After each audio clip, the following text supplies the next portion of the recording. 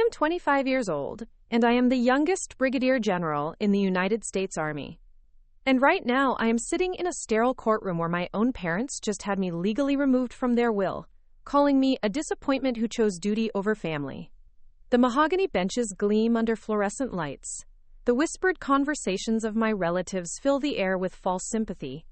And for the past hour, my name has been spoken only in terms of exclusion and shame, until the judge looks up from his papers, adjusts his glasses, and says 4 words that will change everything. All rise for General Taylor.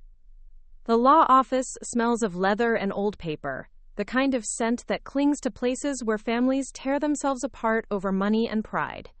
I sit in the back row of chairs arranged like church pews, my Army service uniform crisp and pressed, every ribbon and insignia positioned with military precision. The morning sun streams through tall windows, casting long shadows across the mahogany conference table where my parents' attorney shuffles through documents with the practiced efficiency of someone who has overseen countless family destructions. My mother, Patricia Taylor, sits in the front row wearing her signature black pearls and an expression of cold satisfaction that I've known since childhood. Her silver hair is pulled back into the same severe bun she's worn for 20 years, and her manicured fingers drum impatiently against her Hermes handbag. My father, David, checks his gold Rolex for the 3rd time in 5 minutes, as if this formal disowning of his only daughter is just another business meeting to get through before his afternoon golf game. His gray suit is perfectly tailored, his posture rigid with the kind of authority that comes from owning half the commercial real estate in Phoenix. My older brother Marcus lounges beside them, his legs stretched out casually, already calculating his larger inheritance in his head. At 32, he's everything they wanted in a child: obedient, money-focused, and completely lacking in any desire to serve anything beyond his own interests. He glances back at me once, offering a smile that doesn't reach his eyes. We both know he orchestrated this moment, whispering poison in our parents' ears about my selfishness and abandonment of family responsibilities. The attorney, a thin man named Gerald Whitmore with wire-rimmed glasses and the demeanor of an undertaker, clears his throat. As we proceed with the reading of the last will and testament of Patricia Ann Taylor and David Mitchell Taylor, he pauses, his eyes scanning the small crowd of relatives and family friends who have gathered like vultures. It should be noted that certain modifications have been made to exclude individuals who have, in the words of the testators, abandoned family values in pursuit of personal glory. A murmur ripples through the room like a stone thrown into still water. Cousin Janet, my mother's sister's daughter, shifts uncomfortably in her seat, her face flushing pink.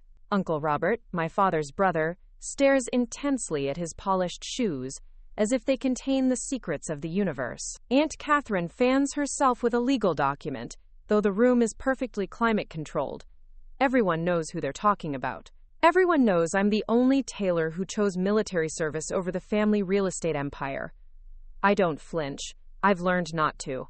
3 years of combat deployments teach you how to keep your face neutral when the world explodes around you. The attorney continues, his voice taking on the monotone quality of someone reading a grocery list. Sarah Elizabeth Taylor has been formally removed from all inheritance provisions, effective immediately, due to her decision to prioritize military career over family obligations and her repeated refusal to join Taylor Properties as requested by the family board of directors. My mother's lips curve into the thinnest smile, the same expression she wore when she told me at 18 that West Point was an expensive way to play dress-up. She doesn't look at me directly, but I can feel her satisfaction radiating across the room like heat from a furnace. This isn't about money. We both know that. The Taylor fortune could sustain 10 generations without anyone lifting a finger. This is about control. This is about making sure I understand the price of choosing my own path, of refusing to be molded into their vision of what a Taylor should be. I sit perfectly still, my spine straight as a steel rod, my hands folded in my lap with military precision. The uniform feels heavier than usual today, weighted with the knowledge that to them, these ribbons and insignia represent nothing but rebellion. The combat action badge on my chest, earned in the mountains of Afghanistan when my convoy was ambushed and I had to carry a wounded soldier 3 miles to safety. To them, it's just a shiny reminder of my stubbornness. The bronze star with V device for valor, presented to me by a 3-star general for actions that saved 17 lives. To them, it's evidence of my selfishness. But I wear it anyway, because some things matter more than inheritance. Some things matter more than their approval. Some things matter more than the $47 million they're about to redistribute among family members who have never risked anything more dangerous than a bad stock investment. Attorney Whitmore drones on about property divisions and trust funds, his voice creating a hypnotic background hum as he details how the family's real estate holdings will be carved up like a Thanksgiving turkey. The Phoenix high-rises that my grandfather built with his bare hands after returning from World War II. The shopping centers that my father expanded throughout Arizona in the 1990s. The luxury resort properties that Marcus helped acquire through his MBA networking skills. All of it flowing to family members based not on need, not on merit, but on their willingness to bow to Patricia and David Taylor's vision of what loyalty looks like. But I'm not really listening anymore. I'm thinking about the letter I received 3 weeks ago, the one that started all of this legal theater. It arrived on official Taylor Properties letterhead, delivered by certified mail to my quarters at Fort Bragg. The formal notice that I was being reevaluated as a beneficiary. The ultimatum, hidden in careful legal language: abandon your military career and come home to the family business, or lose your place in this family forever. I remember holding that letter in my hands, still wearing my combat gear after a 16-hour training exercise, dirt under my fingernails, and the ache of leadership responsibility in my shoulders. My soldiers had looked to me that day to guide them through a complex mission simulation. Lives depended on my decisions, my training, my ability to stay calm under pressure. And here was my family, demanding I throw it all away to help them buy and sell buildings. I chose my place in the Army. I chose the weight of command, the honor of service, the knowledge that my actions protect people who will never know my name. I chose to lead soldiers who trust me with their lives, to serve a mission larger than profit margins and quarterly reports. And now, sitting in this room full of people who share my DNA but not my values, I'm about to learn exactly what that choice cost me. The mahogany walls seem to close in as my name is systematically erased from my parents' legacy, one asset at a time. Cousin Marcus gets the Phoenix Towers. Uncle Robert inherits the Scottsdale Commercial District. Aunt Catherine receives the resort portfolio. Even distant relatives who haven't spoken to my parents in years are mentioned in generous terms. But not me. Not the daughter who graduated first in her class from West Point. Not the officer who was promoted to brigadier general at 25, making her the youngest female general in Army history. Not the soldier who has spent the last 3 years leading troops in some of the most dangerous places on Earth. The Scottsdale estate, valued at approximately $12 million, will be transferred to Marcus Taylor, Whitmore continues, and I see my brother's face light up with undisguised greed. That house holds my childhood memories, learning to ride my bike in the circular driveway, building forts in the sprawling backyard, hiding in the library when my parents fought about business decisions.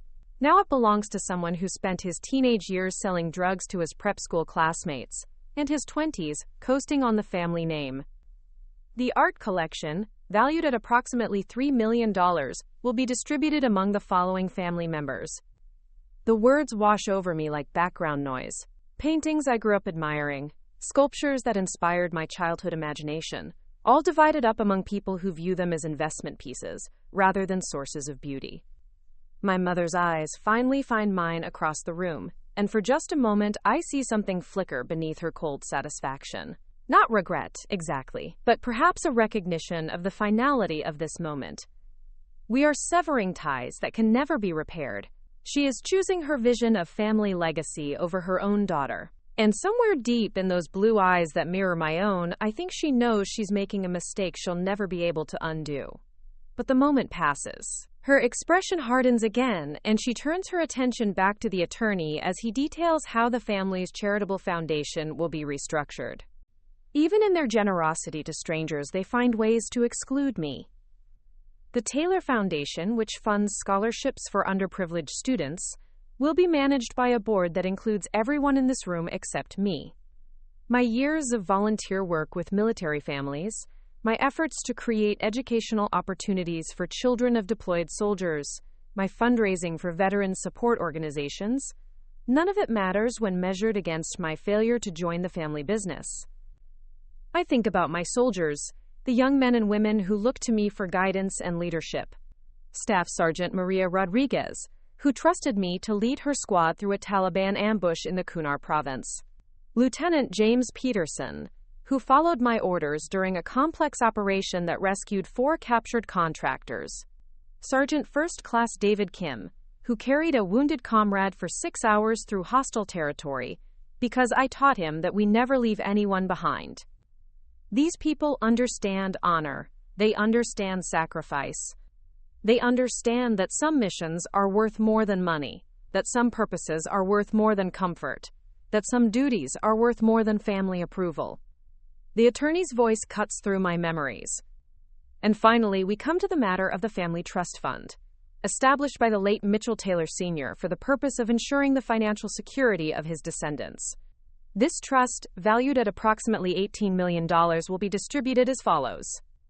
I brace myself for the final insult, the last formal severing of financial ties. But what I don't expect is the sound of footsteps in the hallway outside, the gentle knock on the conference room door, and Attorney Whitmore's suddenly nervous expression as his secretary whispers something urgent in his ear. Ladies and gentlemen, Whitmore says, his voice cracking slightly, it appears we have an unexpected visitor.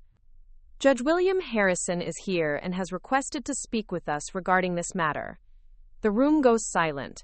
Even my mother's drumming fingers stop their rhythm. Judge Harrison is a legend in Phoenix legal circles, a federal judge who has presided over some of the most important cases in Arizona history. He's also a man who rarely involves himself in private family matters, unless something significant is at stake. My heart begins to beat faster, though I keep my expression neutral. I know Judge Harrison, though the rest of my family doesn't know that I know him. They don't know about the night 3 years ago in Kandahar when his son, Captain Michael Harrison, was pinned down in a Taliban ambush, and I led the rescue mission that brought him home alive. They don't know about the letter the judge wrote to my commanding officer, praising my leadership and courage under fire. They don't know about the private ceremony where he thanked me personally for giving him his son back. They don't know any of this because I never told them. Because in their world, my military service is just an embarrassing phase 1, need to outgrow. Because they never asked about my deployments, my missions, my soldiers, or the lives I've saved. Because they were too busy being disappointed in my career choice to care about the actual work I do. But now Judge Harrison is walking through that door, and everything they think they know about me, about my worth, about my disappointing choices, is about to change forever. The door opens, and Judge Harrison enters with the quiet authority that comes from 30 years on the federal bench. He's in his early 60s, tall and distinguished, with silver hair and the kind of presence that makes everyone in a room sit up straighter. He's not wearing his judicial robes, but somehow his simple dark suit carries even more weight. I apologize for the interruption, he says, his voice carrying the measured cadence of someone accustomed to being heard and obeyed. But I believe there are some things that need to be said before this proceeding continues. My parents exchange confused glances. Marcus looks irritated by the delay in claiming his inheritance. The relatives shift uncomfortably, unsure whether they should stay or leave. But Judge Harrison's eyes find mine across the room, and in them I see recognition, respect, and something that looks like sorrow. He knows what's happening here. He knows they're cutting me off, disowning me, erasing me from their family history. And he's here to set the record straight. Perhaps, he says quietly, his gaze still holding mine, you should all know exactly who Sarah Taylor really is before you make any final decisions about her place in this family. The silence that follows is so complete I can hear the air conditioning humming in the walls. My mother's pearls catch the light as she turns to stare at the judge with growing alarm. My father's face has gone pale. Marcus has stopped calculating and started worrying. Because they're beginning to understand that they may have just made the biggest mistake of their lives. Judge Harrison steps fully into the room, and the atmosphere shifts like air pressure changing before a storm. His presence fills the space in a way that has nothing to do with his physical stature, and everything to do with the authority that emanates from 3 decades of serving justice. The conference room, which moments ago felt like a family gathering, albeit a hostile one, now feels like a courtroom where something momentous is about to unfold. "Please, don't let me interrupt," he says, though his very presence has already brought all conversation to a halt. His voice carries that particular quality that federal judges develop: measured, deliberate, and impossible to ignore. "I simply felt compelled to speak before you finalize these proceedings." Attorney Whitmore fumbles with his papers, clearly unsettled by this unexpected development. In 30 years of estate law, he's never had a federal judge walk into a will reading unannounced. His hands shake slightly as he adjusts his wire-rimmed glasses. "Your Honor, I'm not sure what brings you here today, but this is a private family matter." "I'm well aware of what this is, Mr. Whitmore," Judge Harrison interrupts gently but firmly. His gray eyes sweep across the room, taking in the assembled Taylor family members with the same careful attention he might give to a courtroom full of attorneys. "And I'm here precisely because it's a family matter. Sometimes families need to understand the full picture before they make decisions they can't undo." My mother's face has gone pale beneath her carefully applied makeup. She clutches her Hermes bag like a shield, her knuckles white with tension. Patricia Taylor is a woman accustomed to controlling situations, to orchestrating outcomes, and Judge Harrison's presence has clearly thrown her off balance. She exchanges a quick glance with my father, and I can see the silent communication passing between them, the same look they shared when they found out I'd been accepted to West Point without consulting them first. "Your Honor," my father begins, his voice carrying the authoritative tone he uses in business negotiations. "With all due respect, this is a private family decision. We've made our choices based on what we believe is best for the Taylor legacy." "The Taylor legacy," Judge Harrison repeats, and there's something in his tone that makes everyone in the room lean forward slightly. It's not mockery, exactly, but there's a weight to the words that suggests he knows something about the Taylor legacy that they don't. "Yes, let's talk about that legacy. Let's talk about what it really means to carry the Taylor name." He moves further into the room, his steps measured and deliberate. I notice he's carrying a manila folder, thick with documents, and when he sets it on the conference table, it makes a sound like a gavel falling. The folder bears the seal of the Federal District Court, and suddenly everyone's attention is riveted on that simple manila envelope, as if it contains the secrets of the universe. "You see," Judge Harrison continues, his eyes now finding mine across the room, "I've had the privilege of knowing your daughter, really knowing her, in ways that perhaps you never have. And I think it's time you understood exactly who Sarah Taylor is, not just as your daughter, but as a soldier, as a leader, and as a human being who has given more to this country than most people could imagine." My heart begins to race, though I keep my expression carefully neutral. I can feel the eyes of every family member turning toward me, can sense their confusion and growing alarm. They're beginning to realize that this isn't going to be the simple, clean disinheritance they had planned. Something larger is at play here, something they never saw coming. Marcus shifts uncomfortably in his seat, his earlier confidence beginning to crack. "Your Honor, I don't understand what my sister's military service has to do with our family's private business decisions."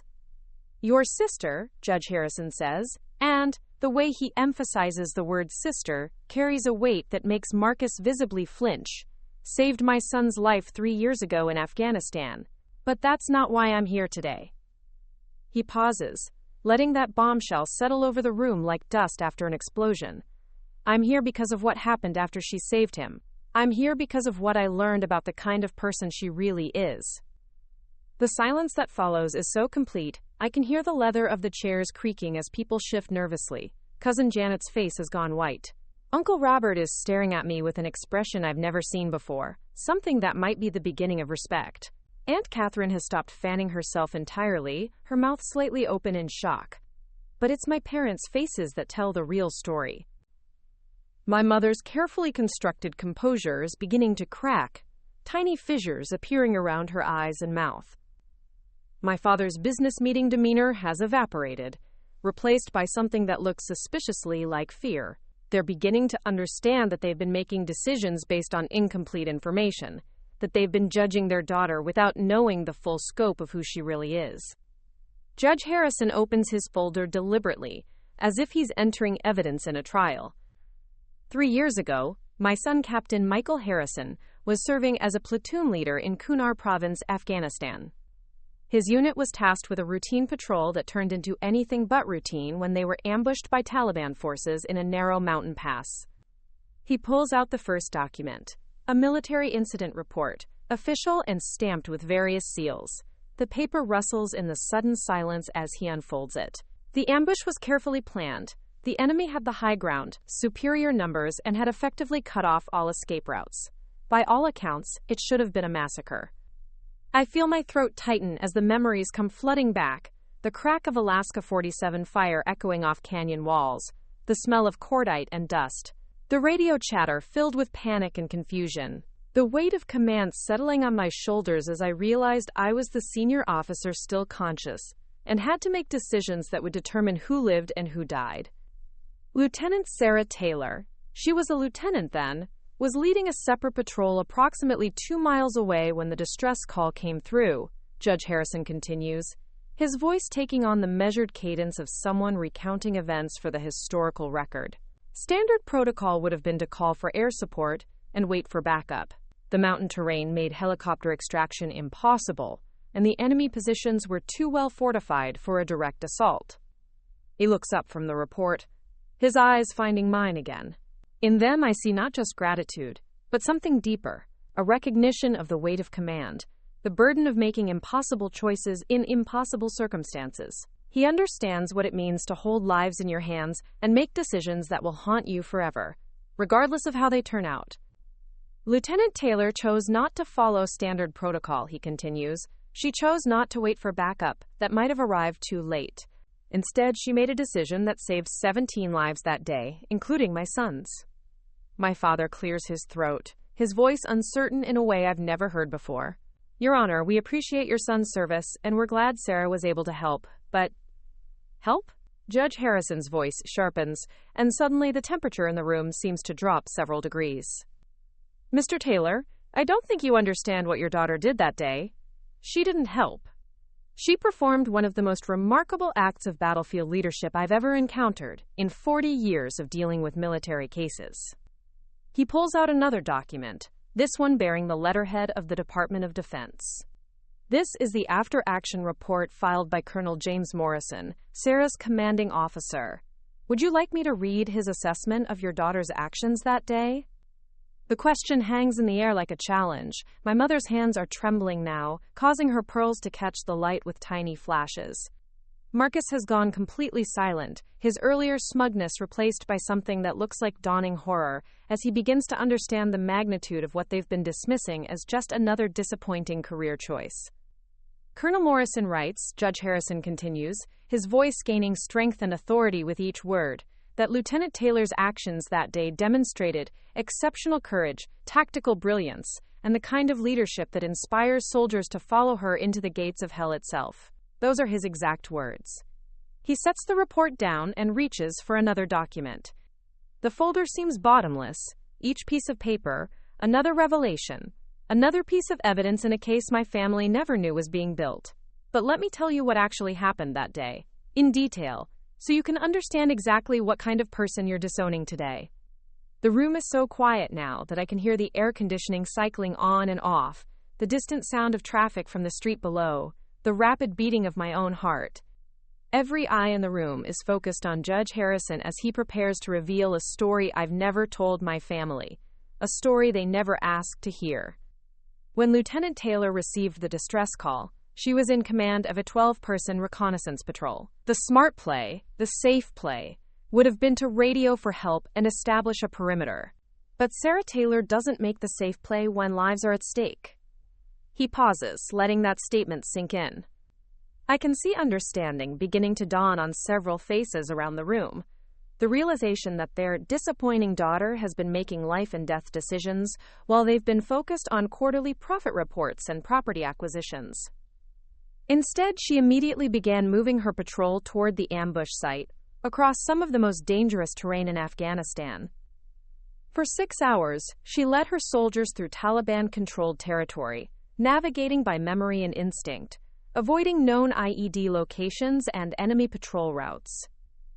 Judge Harrison's voice takes on a quality I recognize from my own military briefings, the careful recitation of facts that carry emotional weight far beyond their simple telling. During that 6-hour march, her patrol encountered enemy forces 3 separate times. Each time, Lieutenant Taylor had to make split-second tactical decisions that kept her soldiers alive while maintaining their progress toward the trapped unit. He pulls out a map, marked with red and blue symbols that trace the route my patrol took that day.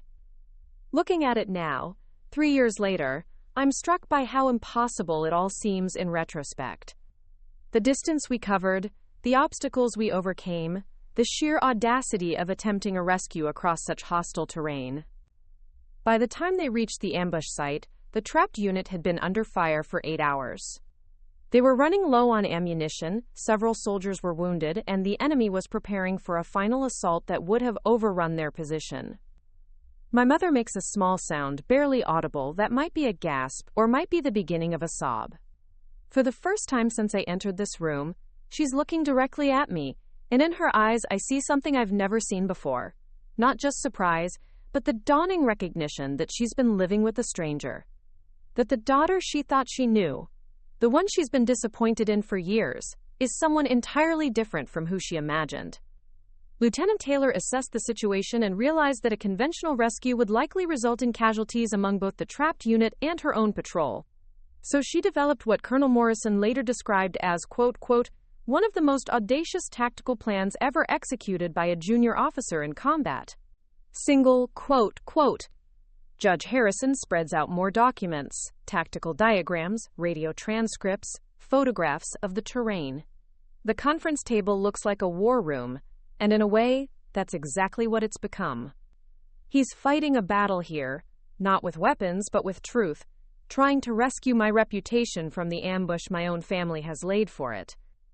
She divided her patrol into 3 teams. The first team would create a diversion on the eastern flank, drawing enemy fire away from the trapped unit. The second team would establish overwatch positions to provide covering fire. And Sarah herself would lead the third team, just 4 soldiers, in a direct assault on the enemy's main position. The words hit the room like physical blows. I can see my family members trying to process what they're hearing, trying to reconcile this image of their daughter/sister/niece leading soldiers into combat with their perception of me as someone who simply chose the wrong career path. The plan worked perfectly. While the enemy was focused on repelling the diversionary attack, Lieutenant Taylor and her team scaled a 60-foot cliff face under cover of darkness, flanked the main enemy position, and eliminated the threat with precision that saved every American life. Judge Harrison closes the folder with a sound like a judge's gavel falling. 17 soldiers went home to their families that day because of your daughter's courage, tactical skill, and willingness to risk her own life for others. 17 mothers got to hug their sons again. 17 wives got their husbands back. 17 children got to grow up with their fathers. He looks around the room, his gaze stopping on each family member in turn. My son Michael was one of those 17. And until this moment, none of you knew that story because Sarah never told you. She came home from that deployment, earned her Bronze Star and Purple Heart, and never once mentioned that she had saved 17 lives in a single action. The Purple Heart. I see several family members notice that detail, their eyes automatically searching my uniform for evidence of wounds they never knew I'd sustained. The small scar on my left temple, hidden by my hair. The slight stiffness in my right shoulder that I've learned to compensate for. The nightmares I've never mentioned, the therapy sessions I've attended without telling anyone. Why? My mother whispers, and it's the first word she's spoken since Judge Harrison entered the room. Why didn't you tell us? Judge Harrison answers before I can. Because that's who she is. Because Sarah Taylor doesn't serve her country for recognition or glory. She serves because it's right. Because there are people in this world who need protecting, and she's capable of protecting them. He gathers his documents with the same careful precision he brought to presenting them, and now you're disowning her because she chose duty over profit. You're cutting her out of your family because she decided that serving her country was more important than selling real estate. The silence that follows is different from the earlier quiet. This isn't the silence of anticipation or confusion. This is the silence of shame, of recognition, of a family confronting the reality that they've been wrong about something fundamental. But Judge Harrison isn't finished. He reaches into his jacket pocket and pulls out one final document, an envelope bearing the seal of the President of the United States. There's one more thing you should know before you finalize your decision today, he says, his voice soft but carrying absolute authority. Something that Sarah herself doesn't know yet, because the official notification hasn't been delivered. My heart stops. I can see the presidential seal on the envelope, can guess what it might contain, but I don't dare hope. Those kinds of recognitions are rare, reserved for the most exceptional actions, the most extraordinary service. Judge Harrison looks directly at me as he speaks his next words, and I see pride in his eyes, the kind of pride a father might show for a daughter he's truly proud of. 3 weeks from today, Sarah Taylor will be promoted to the rank of Major General, making her not just the youngest female general in Army history, but the youngest general of any gender in over 50 years. The envelope falls from his hands and lands on the conference table with a sound like thunder. And in that moment, everything my family thought they knew about success, about achievement, about what it means to make a family proud, crumbles to dust around them. The envelope lies on the conference table like a piece of evidence in a murder trial, the presidential seal catching the light and throwing tiny reflections across the mahogany surface. Nobody moves. Nobody breathes. The words Major General echo in the silence like the aftershock of an earthquake, and I watch as my family's faces transform in real time, their expressions shifting from confusion to shock, to something that looks dangerously close to horror. My mother's pearls are trembling against her collarbone as her breathing becomes shallow and rapid. The woman who has spent my entire life controlling every situation, orchestrating every outcome, managing every detail of the Taylor family narrative, has been rendered completely speechless by information she never possessed. Her carefully applied makeup cannot hide the pallor that has crept across her face, and for the first time in my memory, Patricia Taylor looks genuinely afraid. My father's gold Rolex has stopped its nervous ticking against the leather chair arm. His hands lie motionless in his lap, and his mouth opens and closes like a fish gasping for air. David Taylor, who built a real estate empire through shrewd negotiations and calculated risks, has just discovered that he completely miscalculated the value of his own daughter. The man who can assess a property's worth with a single glance has been blind to the treasure sitting in his own house for 25 years. Marcus has gone completely gray. The brother who whispered poison in our parents' ears, who orchestrated this entire disinheritance scheme, who spent months convincing them that I was a disappointment and a drain on the family reputation, now looks like a man watching his own execution. His earlier smugness has evaporated entirely, replaced by the dawning realization that he has just committed the greatest strategic blunder of his life. Judge Harrison allows the silence to stretch, understanding the power of letting truth settle into the deepest corners of human consciousness. He's presided over thousands of cases, seen countless moments when reality crashes into assumption, and he knows that sometimes the most important verdicts are the ones people render on themselves. Major General, he repeats softly, his voice cutting through the silence like a scalpel. At 25 years old, Sarah will outrank every military officer in Arizona, except for the base commanders. She will be responsible for the training, deployment, and welfare of over 10,000 soldiers. She will brief Pentagon officials on matters of national security. She will advise generals who have served longer than she's been alive. Each word lands like a physical blow. I can see my relatives doing the math in their heads, trying to reconcile this image of military leadership with their perception of me as the family disappointment. Cousin Janet's face has gone white as she remembers every dismissive comment she's made about my playing soldier. Uncle Robert is staring at his shoes again, but this time it's not from discomfort. It's from shame. The promotion ceremony, Judge Harrison continues, pulling another document from his seemingly endless folder, will be attended by the Secretary of Defense, the Army Chief of Staff, and representatives from the Joint Chiefs. It will be covered by national media. Sarah's promotion will be featured in military publications around the world as an example of exceptional leadership and rapid advancement through merit. My mother makes a sound that might be a whimper.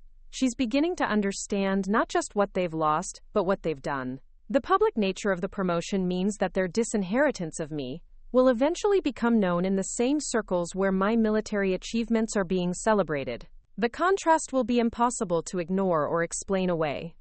Attorney Whitmore finally finds his voice, though it comes out as a croak. Your Honor, we had no idea. The family was never informed of the scope of Miss Taylor's, General Taylor's, accomplishments. No, Judge Harrison says, and there's steel in his voice now. They weren't informed because they never asked. They were too busy being disappointed in her choices to actually learn what those choices had accomplished. He turns to face my parents directly, and when he speaks again, his voice carries the weight of absolute moral authority. Do you know what your daughter did when she learned about this promotion? Do you know her first reaction when she was told she would become the youngest general in half a century? The room waits. Even the air conditioning seems to have gone silent. She asked if she could delay the ceremony so that her soldiers, the men and women under her command, could have time to arrange travel to attend. She was more concerned about honoring them than about her own recognition. Quote, my throat tightens with emotion I've been holding back for hours. The memory of that conversation with my commanding officer floods back. The overwhelming gratitude I felt for being given such responsibility, tempered immediately by the awareness that my advancement meant leaving behind soldiers who had trusted me with their lives. That, Judge Harrison says, is who you're disowning today, not a disappointment, not a stubborn child who chose the wrong career. You're disowning an American hero who has given everything she has in service to her country and asked for nothing in return except the honor of serving. My mother finally speaks, her voice barely above a whisper. We didn't know. The words come out broken, fractured by the weight of realization. We believed she was wasting her potential, throwing away her opportunities. Her opportunities? Judge Harrison's voice rises for the first time, and suddenly everyone in the room understands why attorneys fear appearing before his bench. Mrs. Taylor, your daughter has opportunities that money can't buy. She has the respect of the most elite military leaders in the world. She has the trust of soldiers who would follow her orders into combat, without question. She has achieved more by age 25 than most people achieve in entire lifetimes. He pulls out yet another document, this one bearing the letterhead of West Point. Did you know that her graduating class voted her most likely to receive the Medal of Honor? Did you know that her tactical innovations are now being taught at the Army War College? Did you know that foreign military academies study her rescue operation in Afghanistan as an example of perfect battlefield leadership? Each revelation hits like a sledgehammer. My father's face has progressed beyond pale and moved into something approaching green. The man who built his fortune by recognizing value and potential has spectacularly failed to recognize the most valuable asset his family ever produced. We have to fix this, my mother says suddenly, her voice gaining strength as desperation sets in.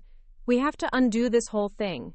Gerald, she turns to the attorney, we can change the will. We can put Sarah back in. We can make this right.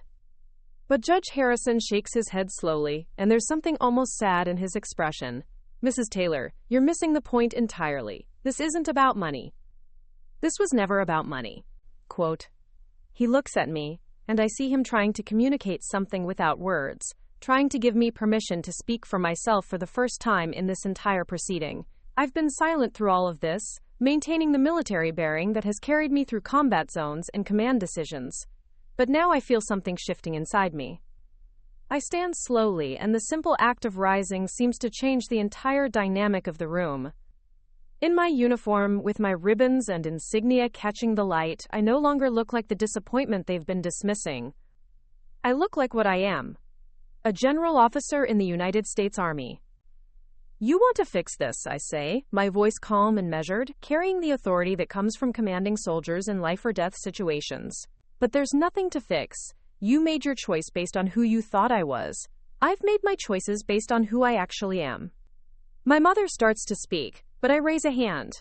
Not aggressively, but with the quiet authority that makes seasoned sergeants snap to attention.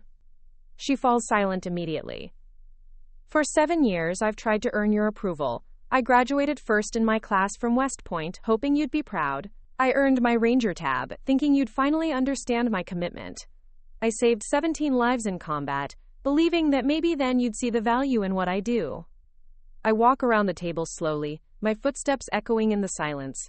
Each family member I pass seems to shrink a little, unable to meet my eyes. But you never saw any of it because you never wanted to see it. You saw only what disappointed you, what failed to meet your expectations, what didn't fit your vision of what a tailor should be. I stop in front of my parents, looking down at them with the same steady gaze I've used to assess enemy positions and evaluate tactical situations. Today, you formalized what you've been doing emotionally for years. You cut me out, you erased me, you declared that I'm not worthy of the tailor name. My father tries to speak. Sarah, we made a mistake. Yes, I interrupt, you did, but not today. Today you just made official what you've believed all along. I turn to address the entire room, my voice carrying to every corner. I've spent my adult life protecting people who don't know my name and will never thank me personally. I've led soldiers through some of the most dangerous places on earth. I've made decisions that saved lives and decisions that haunt me. I've carried the weight of command and the responsibility of leadership. I pause, letting my words settle into the silence. And through all of it, the only approval I needed was from the soldiers who trusted me, the commanders who promoted me, and the country I swore to serve. I never needed your money. I never needed your inheritance. What I needed was your respect, your understanding, your pride in what I've accomplished. My mother is crying now, tears streaming down her face, destroying her carefully applied makeup. We can give you that now. We can be proud now that we know. Now that you know, I shake my head, and for the first time I allow a small smile to cross my face. You could have known all along. You could have asked about my deployments instead of complaining about them. You could have attended my promotion ceremonies instead of scheduling them during your business meetings. You could have learned about my soldiers instead of lecturing me about my responsibilities to the family business. I walk back to my chair and pick up my service cap, placing it precisely on my head with the automatic precision of someone who has performed this action thousands of times. But you chose not to know. You chose to be disappointed instead of curious. You chose to judge instead of understand. Judge Harrison speaks into the silence that follows. There's something else you should know about your daughter's character. When I offered to write letters of recommendation for her promotion board, she declined. When I offered to make calls to Pentagon officials who could expedite her advancement, she refused. She insisted on earning everything through her own merit, her own performance, her own leadership. He closes his folder with finality. Sarah Taylor doesn't need anyone's help, anyone's influence, or anyone's money. She has built her own legacy through service, sacrifice, and honor. She has earned respect in the most demanding profession in the world through her own actions. My mother stands suddenly, her legs unsteady. Sarah, please, let us try again. Let us learn about who you really are. Let us be the family you deserved. I look at her for a long moment, this woman who gave me life, but never really knew what to do with the person I became. There's genuine anguish in her eyes, real regret, and for a moment I feel a flicker of the old longing for her approval. But then I think about my soldiers. Staff Sergeant Rodriguez, who trusted me to lead her through enemy fire. Lieutenant Peterson, who followed my orders into the most dangerous situations. Sergeant Kim, who carried wounded comrades because I taught him that we never leave anyone behind. These people understand honor. They understand sacrifice. They understand that some things are worth more than comfort, more than money, more than family approval. I forgive you, I say finally, and I mean it. I forgive you for not understanding. I forgive you for being disappointed. I forgive you for today. Relief floods across her face, and she takes a step toward me. But forgiveness doesn't mean reconciliation, I continue, and she stops as if she's hit an invisible wall. Forgiveness doesn't undo choices or erase consequences. You made your decision about what kind of daughter you wanted, and I made my decision about what kind of person I wanted to be. I adjust my uniform one final time, ensuring every ribbon is perfectly aligned, every button properly fastened. I am Major General Sarah Taylor. I command soldiers who would follow me into hell, Because they trust my judgment, my courage, and my commitment to bringing them home alive. I serve a country that values my contribution to national security. I have earned my place in military history through actions that will be studied and respected long after all of us are gone. I move toward the door, then pause and look back at my family one last time. You wanted to know what the Taylor legacy would be. This is it. Not real estate holdings or trust funds or family businesses. Service, honor, duty, the willingness to sacrifice personal comfort for something larger than yourself. Judge Harrison follows me toward the door, but before we leave, he turns back to address the room one final time. His voice carries the weight of final judgment. You had the privilege of being related to one of the finest military officers this country has ever produced. You had the honor of calling her your daughter, your sister, your family member, and you threw it away because she didn't fit your narrow definition of success. He pauses at the threshold, his hand on the door handle. History will remember Sarah Taylor's contributions to this nation's security. Military historians will study her tactical innovations. Soldiers will be inspired by her example for generations to come. His final words hit the room like a sentencing. But history will not remember your names at all.